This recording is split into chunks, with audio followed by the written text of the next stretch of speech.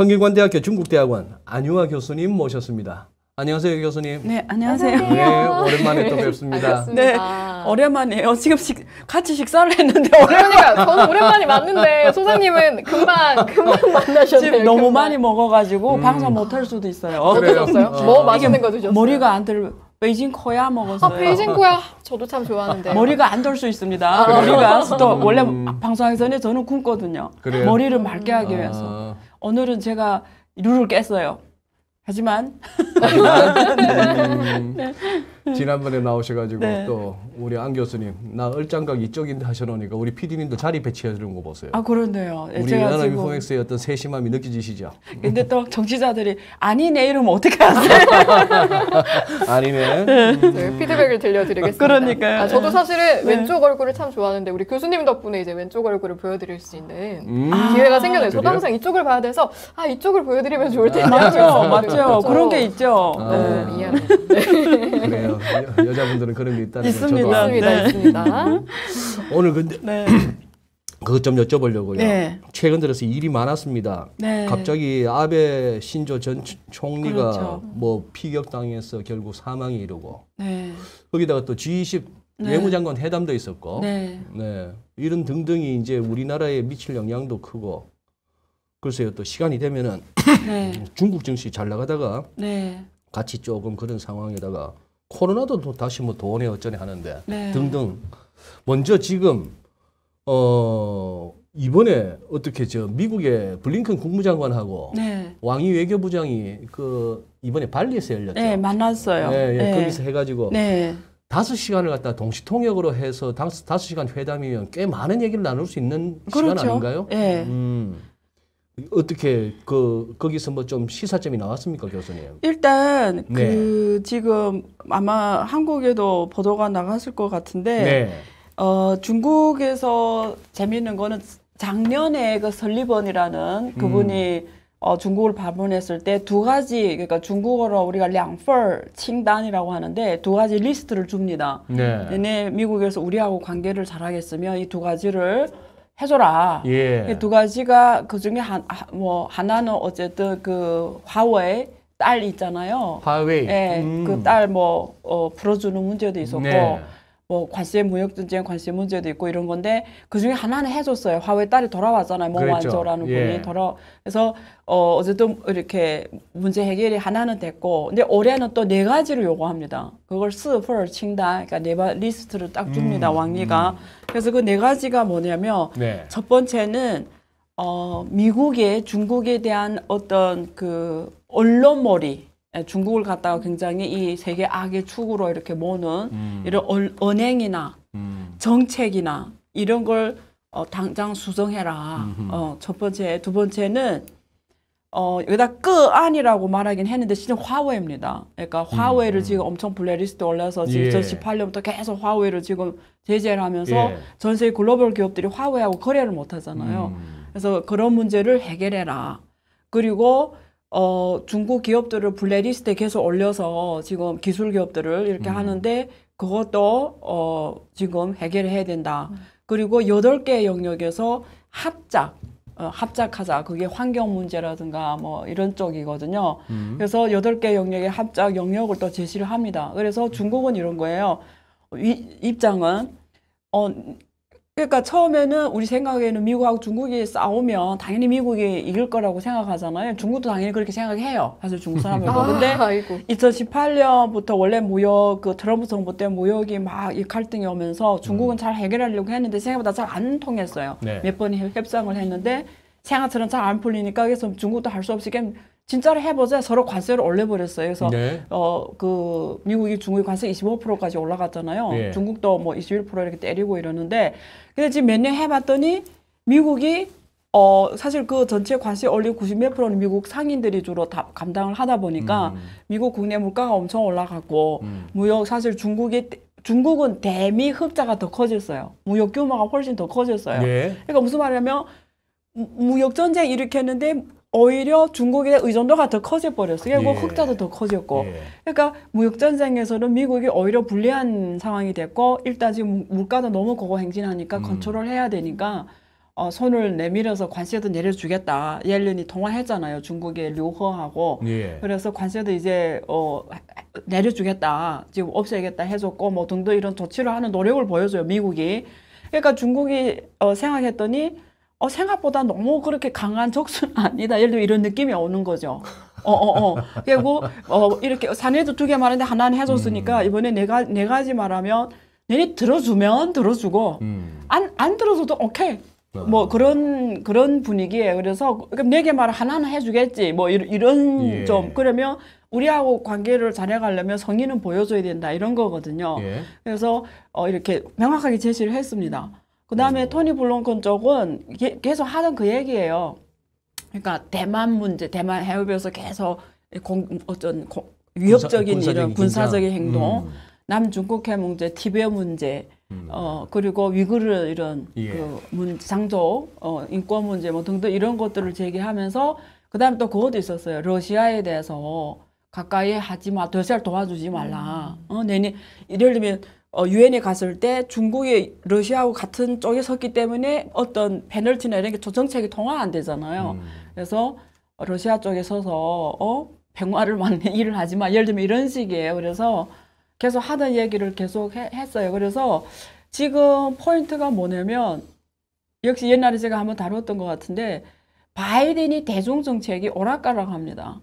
바이든 맞아요. 네, 그렇습니다. 그러니까 예. 전반적 흐름은 트럼프 정책을 그대로 유지하고 있거든요. 네. 근데 제가 초창기에 계속 했던 말이 있거든요. 바이든이 중국 정책은 읽을 수가 없다. 도대체 뭘 하려고 하는지 읽히지 않나 늘 그랬다가 후에는 제가 이런 얘기를 했어요. 지금 또 최근에 올해부터 들어와서 무슨 말을 많이 했냐면 바이든의 중국 정책에 대해서 확실한 거는 중국을 죽이겠다는 건 없어요. 예. 그러니까 기술 전쟁 굉장히 긴 문제잖아요. 예. 뭐 지금 당장 뭐 이런 문제는 아니니까. 근데 이번에도 보니까 블링컨이 이런 표현 이런 거 보면은 제가 쉬운 말로 표현하면 그거예요.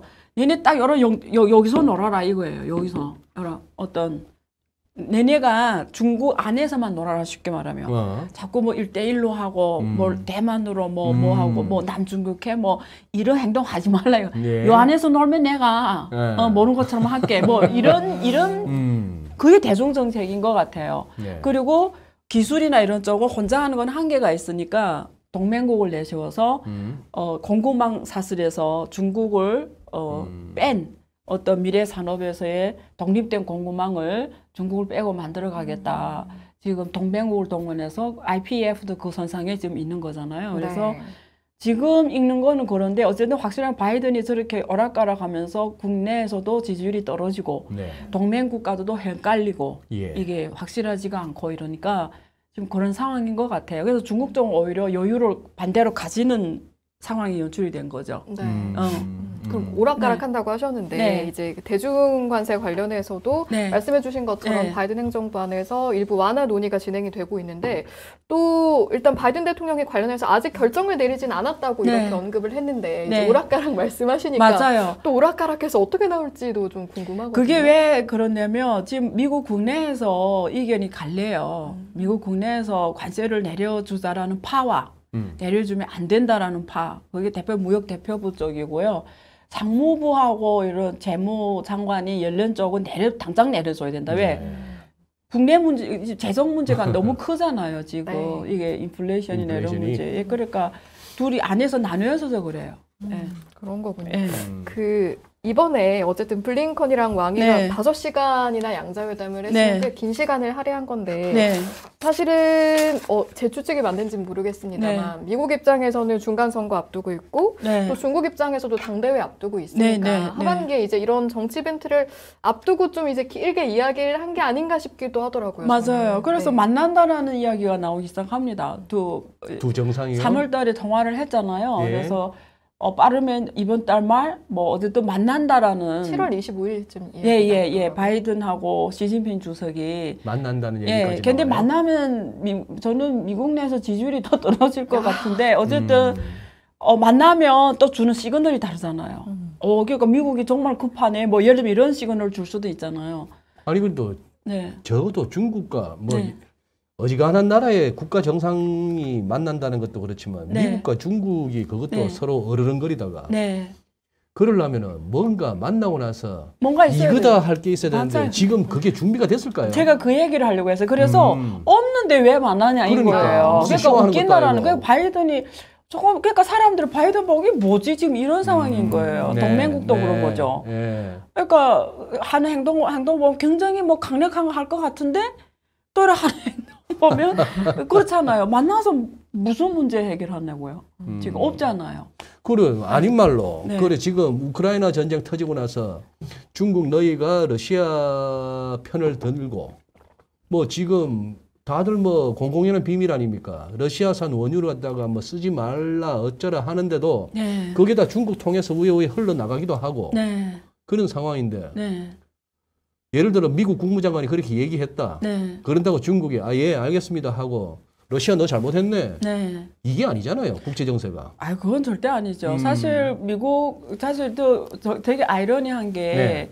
처음에는 러시아가 굉장히 전쟁이 딱 일으키니까 러시아가 오래 못 견디고 손을 들 거다. 왜냐면 주로 원유를 팔아 하고 가스 팔아서 먹고 사는데 유럽이 만약에 주로 고객인데 전쟁 일으켜 나면은 그쪽에서 안 사주고 뭐 어찌고 하면은 뭐 힘들 거다 했는데 오히려 지금 거꾸로 됐죠. 네. 지금 푸틴은 엄청나게 기름을 파면서 지금 달러를 엄청나게 벌어들이고 있고 예. 루블이 막 올라가고 그러잖아요. 지금 근데 그게 뭐 중국도 사지만 왜 싸니까 왜 안 사겠어요? 싸니까 사는 거죠. 엄청 싸잖아요. 근데 뭐 전 세계 뭐 다 사요. 바다에서 거래하거든요, 주로. 네. 바다 해상에서. 네, 그래서 미국도 사고 뭐 유럽도 사고 뭐 엄청 많이 다 사요. 그래서 지금 달러를 지금 엄청 벌고 있거든요. 푸틴은. 그래서 경제학에서 제일 중요한 거는 가성비니까 러시아 원유는 질도 좋지만 가격도 싸고 그러니까 사실은 지금 푸틴은 그래서 전쟁을 할 만한 지금 계속 청화를 계속 갖게 되는 계획이 됐죠. 그래서 뭐 이제 계속 진행이 되겠는지 모르겠지만 사실 미국 쪽은 비싸거든요. 예. 이게 원유나 이런 것들이 그래서 상대적으로 러시아는 싸니까 기업들은 오히려 러시아 거 많이 원하죠. 네. 아 근데 이게 지금 중국 얘기 먼저 하고 일본 얘기 여쭤볼까 이렇게 싶었는데 네.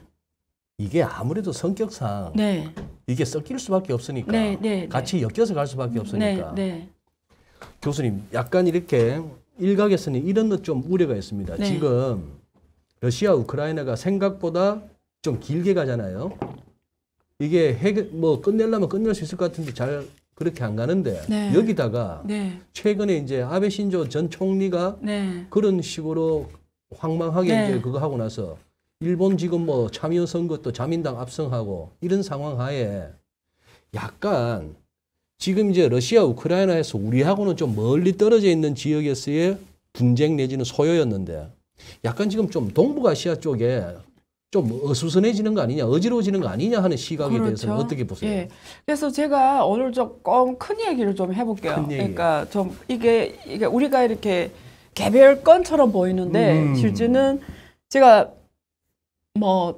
독서 모임 그때 하신다고 말씀드렸는데 거기서 제가 독서를 하게 된 이유가 어떤 시대적 흐름을 말해주는 게 제 모임의 취지예요. 예. 제가 늘 하는 말이 있지만 뭐 개인의 운명은 시대적 운명을 못 이긴다. 기업의 운명은 시대적 운명을 못 이긴다. 한 국가의 운명도 시대적 운명을 못 이긴다. 시대적 운명. 예, 늘 하는 말이거든요. 우리 중국어에 그런 게天时地利人和라는 말이 있어요. 그게 말하면 천시, 지리, 인화. 그래서 모든 게 성공하려면 시운이 따라줘야 되고요. 시운이 따라줘야 지리적인 그 미국 작가가 쓴 팀 마샬의 지리의 힘 그 책이 진짜 좋은데 이게 지리적 위치도 되게 지리적 이런 운명도 되게 중요하고요. 런허 사람들이 이렇게 화합을 해야 된다, 인화해야 된다 이런 거이고 이게 굉장히 지금 국제 정세에 맞는 말인데 우리가 이래 조금 한번 먼 거리에서 오늘 이 문제를 앵글을 들여다보면 일단 무슨 사건이냐 7월 7일 영국 존슨 총리가 사직을 하고 7월 8일에 아베가 피살당하고 7월 10일 스리랑카에 그 시위하는 사람들 총통 거기 들어가서 대통령 거기 들어가서 자리를 다 장악했잖아요. 그래서 지금 막 도망쳤잖아, 총리하고 네, 대통령이. 네. 그리고 작년 1월 16일에는 사실은 미국에서 트럼프 대선이 끝나고 트럼프가 졌으니까 또 그 반항해서 또 가서 국회를 쳐들어갔잖아요. 그런 일이 당시에 있었죠. 그런 일이 있었고 올해 2월 24일에는 사실은 러시아가 우크라이나 네.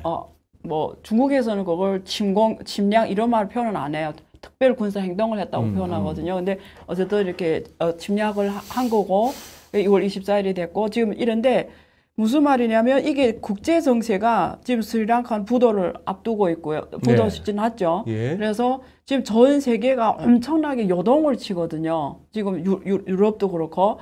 그다음에 왜 이런가를 한번 들여다보면 89년, 91년에 구소련이 무너지잖아요. 예. 그러면서 냉전이 이렇게 끝나면서 예. 전체 시운이 시대에서 운명이 뭐냐면 글로벌화였다라는 거죠. 그랬죠. 예, 그래서 특히 미국하고 중국이 2001년에 WTO에 들어갑니다. 그러니까 구소련은 무너졌는데 중국은 WTO 들어가면서 서방이 짜놓은 경제 무역 질서에 들어가게 된 거죠. 그래서 사실상 지금까지 정확하게 2010년까지 30년 동안 전 세계가 하나의 공급망에서 돌아갔죠. 그랬죠. 맨 가치 사슬의 위에는 미국이라는 나라가 중앙은행 역할을 한 거죠. 돈을 찍어냈죠. 달러를 찍어내서 많이 찍으면 전 세계가 쫙 들어가면서 이머징 국가들이 고속 성장한 거죠. 네. 그리고 서유럽하고 미국은 또 시장 역할을 한 거죠. 네. 사준 거죠. 예. 그래서 그 시운에서 사실은 한강 기적이 만들어졌고 한국이라는 나라가 완전 고속 성장해서 거기다 대고 산업 구조도 성공하면서 고부가가치 국가로 산업 구조로 가버렸고 네. OECD 국가가 됐잖아요. 네. 그러면서 그 중에 또 상당 부분이 중국에 이전해 갑니다. 그렇죠? 그래서 예. 중국이 또 고속 성장합니다. 그게 정확하게 2001년부터 2007년까지예요. 그래요. 근데 이 흐름이 처음에는 일본이 고속 성장했고 80년대, 그다음 90년대 한국이었고 2000년대는 중국이었어요. 네. 그리고 2010년에 사실 이 흐름이 저는 스톱이 됩니다. 2010년에 네, 2008년 금융위기가 터진 금융위기 이유가 터지고 있어요. 터진 배경이 있어요. 터진 배경이. 왜냐면 미국이 제조업이 다 공동화가 일어난 거예요. 그러니까 미국이 성장은 하는데 그 네. 성장이 과실은 99%한테는 안 가는 거예요. 어허. 그래서 그때 월가를 점령해놔서 네. 1%대 99%가 터진 거예요. 네. 그때부터 이미 조짐이 보여준 게 이 글로벌화가 글로벌 대가는 뭐냐면 글로벌화 미국 입장에서 보면 좋은 점이 뭐냐면 네. 미국이 자기 국내 이익에 맞춰서 전 세계에다 위험을 분산할 수 있는 장점이 있어요. 기초통화이기 때문에. 필요할 때는 돈 풀고 또 자기네 금리를 원래 또 쫙 끌어오면서 이렇게 자기네 이익에 맞게 거시기는 네. 전체 장점이 예. 있는 반면에 대가는 뭐냐면 적자를 계속 유지해야 되잖아요. 그리고 그 월급이 높기 때문에 제조업이 다 해외로 나가버린 거죠. 그게 대가예요. 그러다 보니까 미국은 금융으로만 살아가는 국가가 돼버린 거죠. 네. 그럼 금융 자본들은 계속 잘 사는 거예요. 예. 그래서 사실은 우리가 지금 애플이 있잖아요. 애플이 시가총액이 2조 넘어가거든요. 한국 GDP보다 더 많습니다. 2조 달러. 말이 안 돼요. 한국이란 나라는 지금 5,200만 명의 GDP가 지금 한 2조 정도밖에 안 되잖아요. 근데 삼성 같은 이런 제조업이 엄청 탄탄한 국가잖아요. 한국이. 이런 나라 GDP가 어떻게 애플을 담당을 못하냐고요. 그러니까 무슨 말이냐면 애플이 몸값이 어떻게 한국보다 더 비싸냐 이거예요. 예. 걔네 그냥 스마트폰 판 애들이잖아요. 근데 애플이 만약에 다른 나라에 상장했으면 절대 그런 스토리가 안 돼요. 미국에 상장했기 때문에 전 세계 돈이 다 미국에 들어가는 돈은 풀면 네. 다시 미국에 가서 미국 기업들이 몸값만 올려준 거예요. 네. 그러니까 금융 자산은 계속 올라가면서 이렇게 올라갈까 전 세계가 부풀러지는 거예요. 부풀러졌다. 네, 부풀러졌는데 그다음 이머징 국가에 갈 때는 그게 그러니까 노동 밀집형 중심으로 가잖아요. 그게 무슨 말이냐면 미국 얘네들은 주로 이런 싼 물건을 팔아서 먹고 살았는데 그게 스리랑카 스토리예요. 스리랑카가 주로 뭐죠? 이런 여행업으로 먹고 살았고 그리고 이런 싼 농업이나 이런 원자재 이런 네. 싼 걸 팔았는데 예. 미국에서 금리를 쫙 올라가면 돈을 걷어 들어가면 걔네들은 그게 자기네 자국 통화가 평가절하가 되면서 이게 바로 무역적자로 돌아서는 거예요. 물건값이 싸지니까 자기네 통화가 싸지니까 물건값이 싸지잖아요. 이게 수출해도 돈을 못 번다라는 거죠. 바로 무역적자로 돌아서고 또 미국 금리가 올라가니까 이머징 국가의 금리차가 줄어들면서 금융성에 들어갔던 돈들이 다시 또 미국에 예. 가버리니까 또 이쪽으로 해서 화폐가 절하가 되면서 무역 적자의 통화 가치가 50% 넘어 떨어지면서 스리랑카, 터키, 아르헨티나 이런 나라들이 금융 위기 오는 거거든요. 네. 근데 이 글로벌화가 2010년 이후로 왜 이게 이제부터는 이게 미국도 어려워졌냐면 원래는 이게 잘 먹혔는데 중국이라는 나라 변수가 나온 거예요. 왜 그러냐면 중국은 다른 나라하고 달랐다라는 거예요. 한국은 왜 미국이 한국이 OECD 국가로 허용한 배경이 있어요. 일단 일본이라는 나라가 너무 빨리 성장하면서 반도체 같은 거 사실은 그때 급격하게 성장했잖아요. 그러니까 미국이 바로 위협이 지금 가해지니까 환율 전쟁 일으켰잖아요. 네. 그래서 일본이 잃어버린 20년 어쨌든 발생하고 그래서 상당 부분 한국한테 그 기회가 가버린 거잖아요. 근데 중국이라는 나라가 이게 2001년에 WTO에 들어가면서 무역 흑자를 급속하게 기어오는데 얘네만 그냥 노동 밀집형 물건만 파는데 만족하지 않고 사람들이 워낙 똑똑하다 보니까 기술 개발까지 하면서 상당 부분에서 기술 원천을 갖고 가게 된 거예요. 그러니까 미국에 보니까 14억 인구 국가가 기술까지 갖고 가고 시장이 어마어마하게 방대하니까 전 세계가 다 중국에 줄을 서는 거예요. 쉽게 말해서 중국하고 시장을 장악하려고 중국하고 같이 짝짝꿍하는 게 그게 1대1로와 유럽이었던 거죠. 그러니까 이게 사람이라는 게 집에도 그렇잖아요. 집이 잘 살면 형제 간에 부부 간에 가족 간에 싸움을 안 해요. 근데 경제가 어려워지면 가정에서 싸움이 일어나거든요. 그러니까 서로가 불편하니까 자꾸 싸워요. 조그만 문제도 잘 살 때는 그냥 이렇게 지나갈 일을 경제가 어려워지면 부부간에도 신경이 민감해서 싸우게 되고 형제간에도 싸우게 되거든요. 근데 미국이 2008년 이후로 오바마가 중국에 대한 많은 이렇게 어떤 그 사람들 말로 하면 강력한 정책을 안 펼치면서 남중국의 문제도 있고 이러면서 중국이 고속 성장하면서 중국이 막 G2까지 올라오고 2011년 이후로 G2까지 올라오면서 미국이라는 질서를 위협하는 어떤 힘이 딱 올라오게 된 거죠. 그러니까 이게 지금 그다음에 트럼프 딱 보니까 이건 아니다. 그래서 트럼프란 민족주의자가 대통령이 되는 거예요. 그리고 미국이 옛날에는 리더 역할을 해서 돈을 팍 풀면서 살아갔는데 자기네 어려워지니까 이제는 민족주의자로 돌아선 거죠. 내가 American first. 그다음에 다르다 하니까 이제는 유럽이 미국이 그 역할을 안 해주니까 유럽도 힘들어지고 이제는 일본은 사실은 전쟁 국가이기 때문에 헌법, 48년에 만든 그 헌법 때문에 군사 역량을 못 키우잖아요. 그러니까 국제 문제에서 조용히 있다가 사실은 일본의 이 역할이 줄어들기 시작했죠. 그래서 아베가 2012년에 올라오면서 이제는 일본이 다시 돌아왔다 하면서 강한 재정정책, 통화정책, 아베 이코노미를 펼치면서 일본을 제가 말한 걸 호르몬 주사를 놓은 거죠. 그러니까 조금 성장하는 것으로 보였는데 사실 본질적 문제는 해결이 안 됐죠. 이런 경제 구조 문제, 그 대표적인 고령화 문제란 말이야. 그러니까 생산성은 올라가지 않고 한국이 상대 부분 미국, 일본의 시장을 장악해버렸고 일본이 잘하던 시장을 그리고 중국이 또 중까지 치고 올라오면서 중국이란 나라가 큰 나라가 들어오면서 전 세계 자원이 이게 어떻게 됐죠? 자원이 중국에 집중되게 되고 많은 나라가 오히려 특히 서방권을 보니까 우리가 혼자서 싸게 쓰던 자원이 중국이 성장하고 잘 살게 되면서 자원이 중국 쪽에 집중이 되는 게 보이는 거예요. 그러니까 이제는 민족주의자 그리고 자기 국가 중심의 이게 2010년 후에 주요 흐름이 됐다라는 거예요. 그래서 미국도 민족주의자가 지금 전체 정치 흐름을 장악하고 있고 일본도 아베라는 사람이 나왔고 영국도 존슨한 사람 대통령이었고 그리고 한국도 사실은 지금 분열이 이게 두 파가 엄청 분열이 되고 오히려 한국도 이게 이민 정책이나 이런 게 없잖아요. 보면은 이게 받아들이는 게 점점 공간이 좁아들게 되거든요. 제가 2003년에 왔을 때 한국하고 지금 달라요. 이게 받아들이는 게 그러니까 외국인을 받아들이고 어떤 이렇게 받아들이는 게 좁아지고 있어요. 그러니까 안 받아들이려고 해요. 그러니까 점점 전 세계 주요 흐름은 글로벌화가 아니라 자기 국가 중심의 민족주의 정세로 가버린 거예요. 근데 그게 이유는 어디냐면 전 세계가 성장이 멈췄다기보다 성장의 한계가 오면서 그게 왜 한계 왔냐면 미국 중심의 이런 글로벌 경제 구조에서는 항상 소수만이 잘 사는 구조거든요. 다 잘 사는 구조 아니니까 이게 경제 문제가 빈부격차가 급격하게 커지고 국가 간의 빈부격차가 커지고 국내 빈부격차가 커지면서 이게 민족주의 문제로 연결되면서 지금 전 세계가 반글로벌화로 가게 된 거죠. 그래서 그 중심에 지금 미국하고 중국의 갈등이 팍 터지고 노출이 된 거죠. 왜? 중국이라는 나라가 방대한 자원과 방대한 시장과 엄청난 또 이런 기술력을 앞세워서 미국에 위협되는 존재로 나오면서 미국은 지금 이렇게 또 할 수밖에 없는 상황에 오게 된 거죠.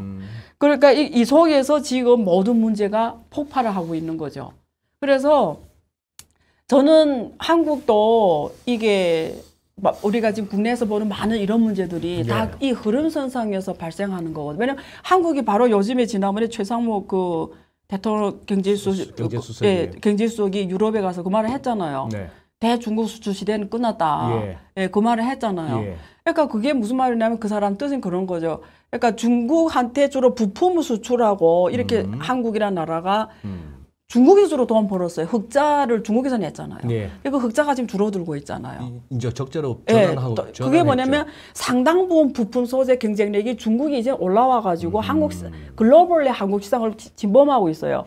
옛날에 일본 시장을 한국 기업들이 지금 글로벌에 나가 다 장악한 거와 똑같아요. 한국에서 굳이 안 갖다 써도 중국 자체적으로 개발이 되든지 해결이 된다는 오히려 어떤 건 얘기네. 더 좋고 가성비가 훨씬. 그러니까 중국에 대한 수출 구조가 변하지 않는 이상은 원래 수출 구조가 줄어들고 있다는. 원래 수출 구조가 어떻게 됐냐면 한국에서 부품 소재 수출하면 70% 이상 수하면 중국에서 완성품을 만들어서 그걸 다시 국내에 다시 팔거나 아니면 유럽하고 미국에 팔았어요.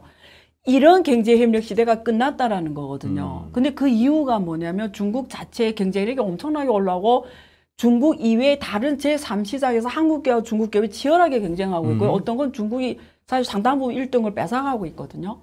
그러니까 이게 뭐냐면 결국은 지금 아까 내가 여러 가지 사건을 이래 들려줬잖아요. 7월 7, 7, 8, 7월 9 작년 뭐 이런 이게 반글로벌화에서 그러니까 전 세계 글로벌 속에 서로 먹고 성장하고 다 좋았는데 그 역사는 2010년 기준으로 끝났다. 2010년의 주요 흐름은 반글로벌화인데 그때는 그렇게 명확하게 보이지 않았는데 그게 지금 10년 오면서 명확해지고 그게 대표적인 게 미중 갈등이고 다른 나라는 그러면서 과거에 이렇게 부수력이 더 떨어져서 잘 먹고 잘 살았는데 이제 떨어지는 부수력이 없다라는 거죠. 그러면서 이 갈등이 더 커지고 잠재됐던 문제들이 다 지금 그대로 터지는 거죠. 그러면 미중 갈등을 포함해서 이제 말씀하시는 걸 들어보면 현 상황의 가장 본질적인 원인은 시대적인 흐름이 바뀌었다는 건데 그게 글로벌화에서 반글로벌화, 다시 말해서 나 먼저, 우리나라 먼저 먹고 살자. 내가 먼저 살아야 된다라는 게 미국 중심으로 일본도 그랬고 지금 한국도 지금 그 상황이고요. 그런 상황이죠.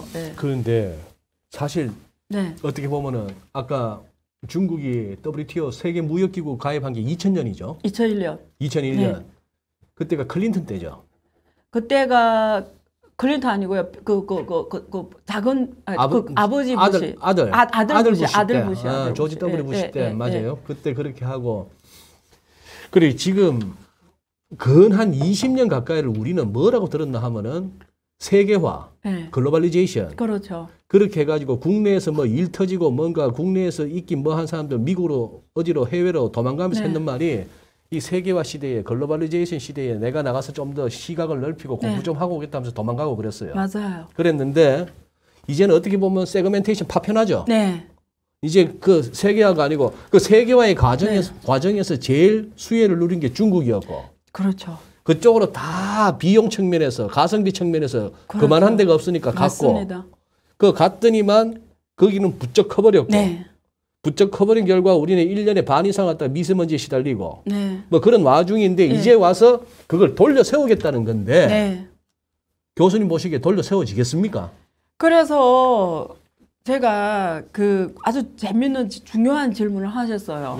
그래서 중국도 놓친 게 있어요. 사실 제가 중국이 여러 장소에 말했는데 중국이 사실 2015년 그러니까 중국 확실하게 중국이 언제부터 구조조정 개혁 이런 걸 말을 강하게 했냐면 산업구조조정 얘기를 2010년부터 했거든요. 근데 그게 맨날 그 현실이 발목이 붙잡혔거든요. 현실의 이 어려움을 극복 못해서 기득권 싸움이거든요. 결국 기득권들이 개혁을 반대하면서 지금까지 못해오는 바람에 사실 중국이 지금 문제가 잠재된 문제 점점 커지고 있거든요. 근데 원래 그때 했어야 돼요. 왜냐면 그때 중국이 너무 좋았거든요. 경제 상황이 너무 좋았고 전 세계 나갔던 인재들도 원래는 국내에 안 들어왔는데 다 들어왔어요. 네. 그러면 자본시장 개방을 해도 안 나가요. 왜냐면 예. 중국에서 1등하면 세계 1등 하니까. 예. 근데 그게 2015년 이전이었어요. 그래서 그때 중국의 또 리커창 총리가 인터넷 플러스를 해서 막 창업 혁신, 막 기술 혁신하면서 엄청 또 창업을 장려하면서 중국 시장이 너무 좋았어요, 그때. 그때 개방했으면, 개혁 확실하게 했으면 이게 저항도 덜했고 인재들도 안 나갔고 중소기업들도 안 나가서 국내에서 커졌을 텐데 그때 문을 계속 닫아놓고 개방도 안 하고 지금 잠재된 문제 그대로 하고 부동산 어려울 때마다 아까 호르몬 주사 맞았다고 그랬잖아요. 제가 네. 그 일본이 예. 사실 아베가 놓은 게 호르몬 주사거든요. 중국도 계속 그 부동산 주사를 맞으면서 지금까지 오는 바람에 문제가 점점 커지고 지금 이제 부동산 주사도 말이 안 지금 안 먹힌단 말이에요. 아베도 이코노미 끝나서 아베 이코노미도 안 먹혀요. 지금. 그래서 무슨 말이냐면, 그러니까 이게 근본적인 문제를 해결해야 되는데 그걸 못하고 온 게 중국이 놓친 거예요, 사실. 예. 근데 뭘 놓치냐면 제일 중요한 거는 기술 개발이었거든요. 그러니까 원천 기술 개발을, 사실 기술 혁신을 훨씬 더 해서 원천 기술을 더 많이 갖고 가야 되는데, 사실 지금 반도체 같은 건 아예 자립이 안 되잖아요. 지금 자급률이 지금, 17% 얼마 안 돼요. 중국이. 예. 그래서 지금 무슨 말이냐면 예를 들면 장비 같은 건 제로거든요. 제로. 네. 그러니까 만약에 미국이 정말 마음 먹고 솔직히 미국이 정말 마음 먹고 장비를 아예 안 공급해 버리잖아요. 그냥 아무것도 할 수 없어요. 화웨이를 보세요. 스마트폰에서 1위까지 갔다가 지금 떨어져 버리잖아요. 스마트폰이 완전 시장을 내줬잖아요. 우선은 네. 거의 우선 통계도 안 들어갈 정도거든요. 그러니까 무슨 말이냐면 그 목을 조이는 핵심 기술의 원천 기술 개발을 일찍이 시작했어야 되는데 계속 이 벌어들인 달러가 좋았던 거죠. 이게 그냥 바로 팔아서 돈이 바로 들어오니까. 그러니까 중국도 원천 기술 개발이 좀 늦춰진 면이 있어요. 그래서 만약에 미국이 정말 마음 먹고 정말 내 쟤네 좀 죽이겠어. 야, 그 장비를 하나도 저기다 팔지 마. 전 세계에 말하는 거죠. 그러면 모든 게 지금 반도체 없이 되는 게 하나도 없습니다. 이 예. 세상에. 맞습니다. 그러면 산업이 돌아간 거거든요. 예. 근데 미국은 지금 그러지 않아요. 안 그런 이유가 자기네도 죽으니까. 자기네도 스톱이 되니까. 자기네 같이 죽는 거죠. 그래서 중국이 만약에 완전히 죽었다 이러면 미국은 반신불수가 되겠죠. 어쨌든 민주주의국가 받아내기 힘든 상황이고. 그래서 사실 둘이 이렇게 목숨이 서로 묶여 있는 상황이거든요. 예. 그 테슬라 있잖아요. 왜 이 네. 묶여 있다 얘기를 좀 쉽게 설명해 드릴게요. 테슬라가 미국에서 공장을 하고 있잖아요. 예. 근데 지금 거의 그 돌아 못 가고 있어요. 돈만 죽게 쳐놓고 있는데 이유가 미국에서는? 뭔지 알아요? 중국이 제로 코로나 정책하면서 부품이 조달이 안 되는 거예요. 중국에서 부품이 가는데 부품이 없는 거예요. 그러니까 테슬라는 지금 그 머스크는 지금 그닥 돈만 계속 쳐놓고 있는 거 돌아 안 가요. 그 정도로 중국이 또 없으면 안 돼요. 그러니까 무슨 말, 이 세상에 우리가 이게 과거 30년 글로벌화 네. 많이 진전이 되면서 네. 우리가 다 엮인 문명이 됐어요. 다 서로 엮여 있죠. 그래서 최상무 그 수석 비서관이 유럽이가 그런 말 하는 건 너무 위험한 발언이거든요. 그러니까 무슨 말이냐면 서로가 이렇게 묶여 있어요. 누가 누구를 떠날 수 있는 상황이 아니라는 그러니까, 거예요. 그게 예. 꼭 경제적으로 뭐 흑자를 남기니 안 하는 예. 문제 아니에요. 예, 예. 네. 이게 생태계가 깊숙이 들어가 있어요. 예. 요소수 하나로 한국이 멈춰설 수 있잖아요. 예. 그러니까 그런 발언하면 굉장히 위험한 거죠, 사실은. 그러니까 미국도 그런데 하물며 한국은요. 한국 다 수출로 먹고 사는 나라잖아요. 네. 그래서 문제를 냉정하게 냉철하게 깊게 봐야 되는 거고 시운을 읽어야 되는 거죠. 지금 도대체 그래서 이제 말한 그것도 다 하나의 사건처럼 보이지만 이제 그 흐름 속에서 발생하고 그게 흐름이 끌어나면서 일어나는 문제 앞으로 더 많이 발생할 겁니다. 네. 더 커질 거예요. 이번에 그 프랑스 대통령이 그 사람이 성공했지만 그 반대당하고 차이가 크지 않았거든요. 예. 2017년에는 엄청 컸어요. 압도적으로 이겼거든요. 그래서 근데 이번에는 르펜한테 간신히 이겼죠. 간신히 있죠. 근데 걔네 굉장히 그런 민족주의자거든요. 그 친구는. 그리고 독일도 똑같습니다. 그래서 민족주의가 앞으로 엄청나게 창궐하면서 옛날에 왜 제1차 세계대전 터졌어요? 그러니까 사람이 먹고 살기 힘들 때는 싸움이 나요. 전쟁이 나요. 아까 말했잖아요. 부부간에도 똑같다고요. 이게 남편이 여자든 남자든 돈 잘 벌어야 싸움이 안 나요.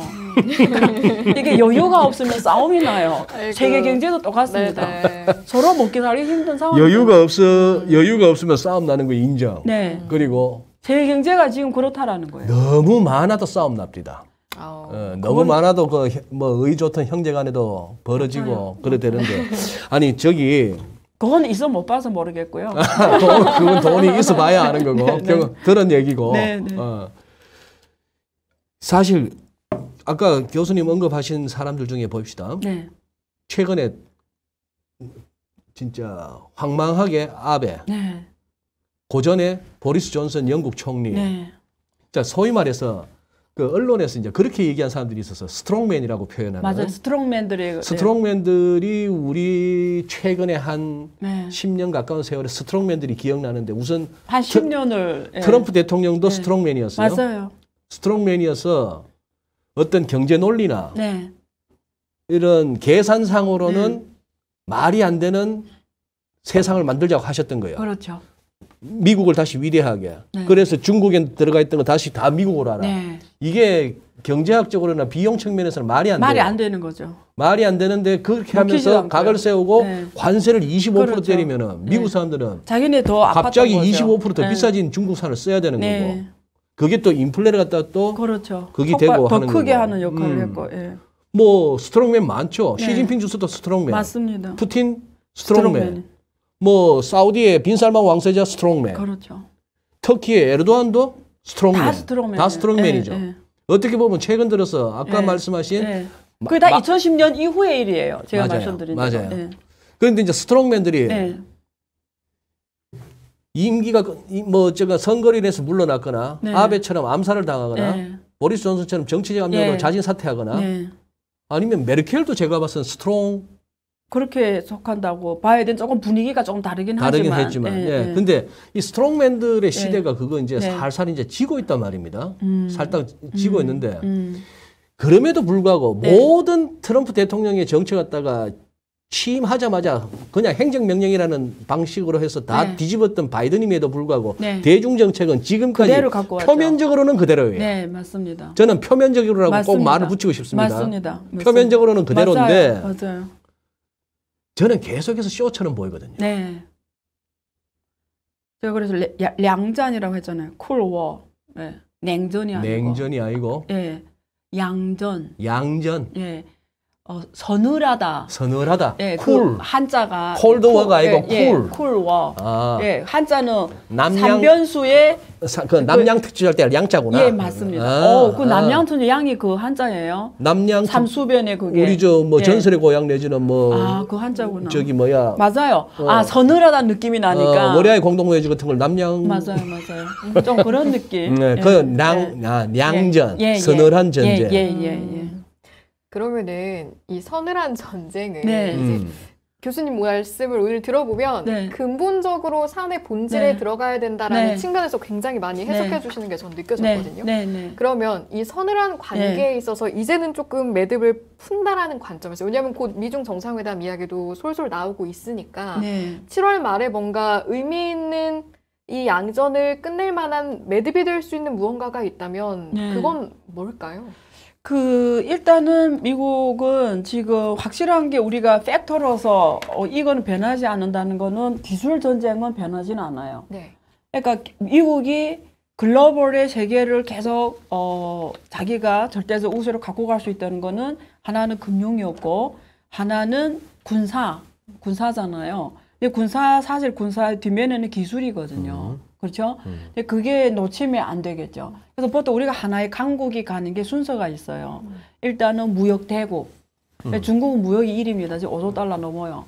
미국보다 훨씬 커요. 네. 그러니까 중국이 이제 제일 큰 나라이기 때문에 많은 나라들 중국하고 관계를 잘하려고 해요. 그러니까 중국하고 장사를 하면 돈을 많이 벌 수 있다라는 게 있는, 그게 무역 대국이잖아요. 제일 큰 수입국이고 제일 큰 수출국이기도 하는데 사실 다른 대부분 나라의 제일 수출국이 중국이에요. 두 번째가 제조 강국이 돼야 돼요. 제조 강국이 기술이잖아요.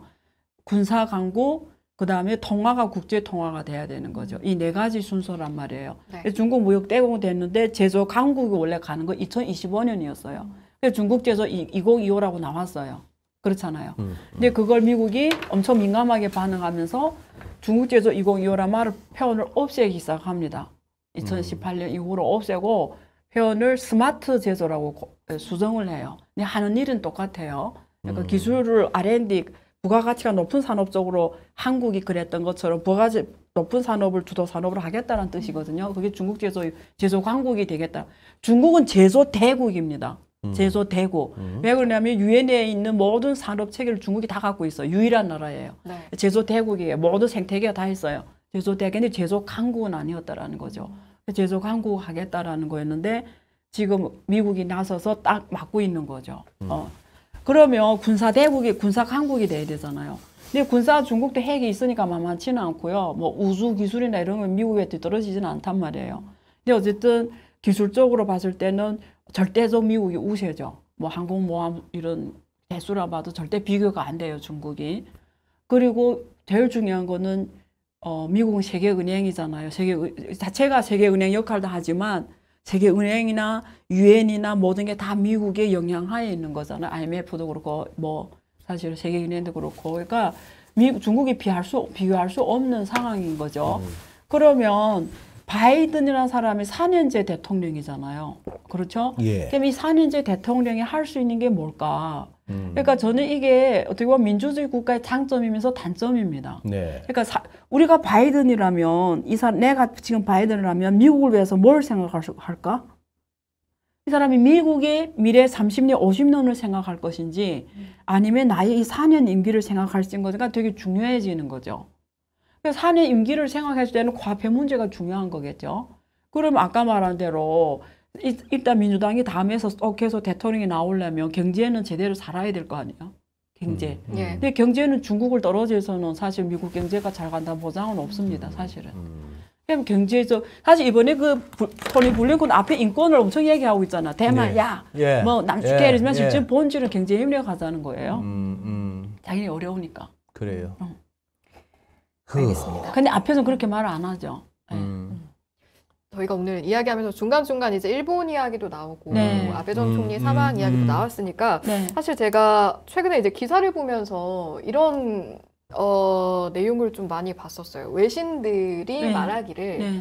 한국과 중국의 경우에는 아베 전 총리의 사망을 바라보는 시각이 굉장히 복합적이다. 이런 워딩이 있었는데 네. 일단 뭐 아베 전 총리의 사망을 포함해서 또 자민당이 이번에 압승을 하지 않았습니까? 이런 일련의 상황들을 좀 바라보는 중국의 시선은 어떤 겁니까? 그것도 사실은 일단 중국의 시선은 네. 일본이 침략한 국가잖아요. 특히 아베가 항상 강경한 발언하고 자기 군사 침략한 사실에 대해서 늘 부정한, 그러니까 그건 잘못한 게 없다는 식으로 늘 말해왔고, 신사도 뭐 늘 가서 했고, 그래서 중국은 그 침략자로서 독일하고 다른 모습을 보여준 일본에 대해서 늘 사실 유감을 표시했고, 특히 아베가 앞에 있는 인물이니까 그런 면에서 늘 비판해왔죠. 네. 그래서 이번에도 중국은 차관이 가서 뭐 어쨌든 뭐 형식적으로 조문을 한 거지만, 네. 그러니까 근데 우리가 국제 정세에서 또 이 문제를 볼 수가 있어요. 이게 아까 옛날에 사실 중국하고 구소련이 같은 사회주의 국가로서 되게 친했잖아요. 네. 중국의 우주 기술 많은 것들이 다 사실 구소련에서 온 겁니다. 맞습니다. 근데 엄청나게 공업 체계도 다 구소련이 지원해서 만든 거예요. 다 구소련 체계거든요. 근데 후에 이게 구소련이 중국이 팽창을 허용하지가 않았거든요. 중국이 커지는 걸 허용하지 않고 자기네가 절대적으로 중국이 소련 밑에서 있는 걸 원래 못했던 그걸 반대한 사람으로서 절대 그럴 수 없다 해서 모순이 생기기 시작해요. 그래서 다 철수해 가거든요. 그 파견했던 기술 인재나 뭐 다 철수하면서 관계가 틀어지기 시작하면서 그게 결국은 닉슨 대통령이 71년에 중국을 방문하면서 결국은 중국하고 관계 정상화, 그리고 79년에 결국은 수교를 하게 됩니다. 그래서 이번에 왕이도 말한 게 그거예요. 토니 블링컨하고 우리 중미 관계를 잘하고 싶어 그 세계 연합 공보를 맞추면 된다. 세계 연합 공보가 그거예요. 72년, 그다음에 79년 그 수교, 그리고 82년에 했던 이 세계 문건을 말하는데 그게 주로 대만을 중국의 한 부분으로서 인정한다라는 내용이 핵심이고요. 그리고 대만에 물기를 안 팔고 완전한 중국 영토 존재 그런 내용이 핵심이에요. 근데 지금 보세요. 미국하고 중국이 관계가 이렇게 되기 시작해요. 이렇게. 그러면 미국이 그림 그릴 게 아니에요. 세계 지도를 제가 아까 앉아서 여기 오늘 내용 하려고 제가 지도를 내절 그려봤는데 이 아까 말 지리적 운명이 국가의 운명을 결정한다고요. 여기 미국이 있잖아요. 이쪽에 북미가 미국이 있고 여기 일본이 있습니다. 여기 한국이 붙어 있고 저기 중국이잖아요. 네. 여기 유럽이고 여기 러시아가 있어요. 자, 그러면 여기 대만이 있고 여기 한반도 있고 이렇게 있단 말이에요. 일본이 이렇게 딱 이렇게 있단 말이에요. 미국하고. 그러면 이제는 미국은 중국을 적으로 보는 거잖아요. 그렇게 네. 규명하자. 이번에 나토도 어제는 북소련이 없어졌으니까 중국이라고 나토가 어제는 말했잖아요. 나토의 존재인은 중국이다. 중국을 제어하는 거다. 그러니까 일본이 되게 역학적으로 중요해진 거죠. 왜냐면 아시아에서 그래서 일본이라는 나라를 가지고 중국을 제어하자라는 게 굉장히 클 거예요. 나토도 그렇고 미국도 그렇고.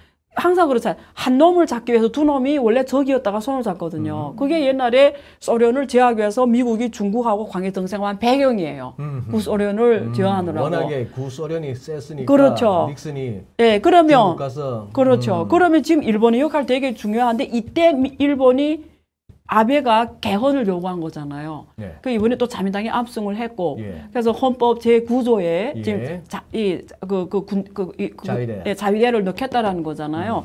그러면 미국이 허용하면 오케이, 그게 되는 거예요. 미국이 반대하면 안 되는 거고, 사실 그거예요. 그러니까 미국이 또 옛날처럼 중국하고 손 잡으면서 구소련을 대응하는 이 머리가 전략이 들어왔으면 제9조에 자위대 존재를 두는 걸 허용할 거예요. 네. 왜? 중국을 위해서. 네. 왜냐면 이게 중국하고 지리적 위치가 가장 가깝고 그리고 저기하고 딱 제어할 수 있는 가장 중요한 위치에 있고 그러기 때문에 이게 지금 일본이라는 나라가 아베 이후로 원래는 존재감이 없는 일본이었어요. 왜냐면 그 전쟁 패국이 되면서 결국 또 잃어버린 20년이 경제도 엉망해서 일본 사람들이 결국 그때 2011년에 또 핵도 원자로가 터지면서 그러다가 지금 다 갑자기 부각이 된 이유가 이게 이것도 시대적 운명 배경이라니까요. 그러면 일본이 역할이 미국한테 되게 중요해진 거예요. 네. 그럼 일본을 어떻게 하냐가 사실 근데 중국이 그걸 우려하는 거죠. 예. 아, 옛날에 사례로 봤을 때는 중국이 보기에 미국이